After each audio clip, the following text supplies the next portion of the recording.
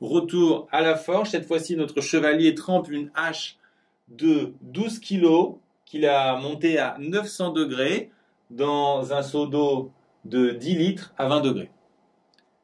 Et on se demande combien d'eau il reste à la fin dans le seau, sachant qu'on nous donne les capacités thermiques massiques de l'eau et du fer et la chaleur latente de vaporisation de l'eau. Tout d'abord, on néglige tous les échanges thermiques avec l'extérieur, ce qui signifie que la chaleur de la hache va intégralement servir à chauffer l'eau. Pour tout d'abord élever sa température de 20 degrés à 100 degrés, puis pour la faire s'évaporer. On va poser M1 la masse de fer, M2 celle de l'eau initialement présente dans le seau et M la masse d'eau qui va s'évaporer. La chaleur cédée par la hache, Q1 qui sera négatif, va être égale à la masse du fer fois la capacité thermique massique du fer fois la température finale du fer moins sa température initiale. À noter qu'il y a deux possibilités.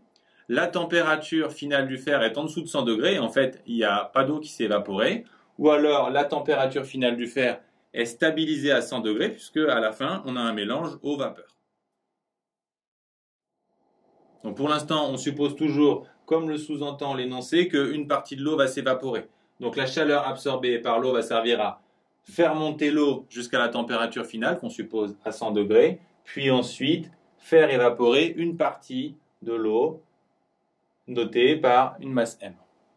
Puisque la chaleur reçue par l'eau vient intégralement de la hache, on a Q1 égale moins Q2 ou encore Q1 plus Q2 égale 0. Et si on remplace Q1 et Q2 par leur expression, on obtient cette équation. On suppose pour l'instant que la température finale c'est 100 degrés, donc on a un mélange eau-vapeur à la fin dans le seau, ou une partie de l'eau qui s'est évaporée.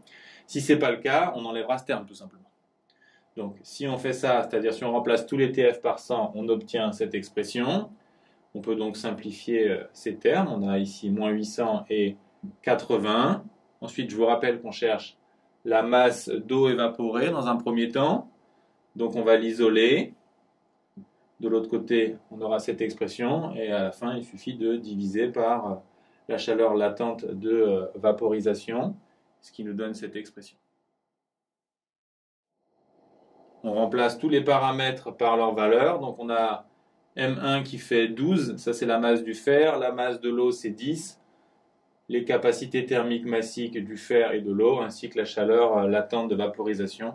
Et on trouve donc une masse de 2,74 kg, c'est-à-dire 2,7 litres. Donc il reste un peu plus de 7 litres d'eau, 7,3 litres.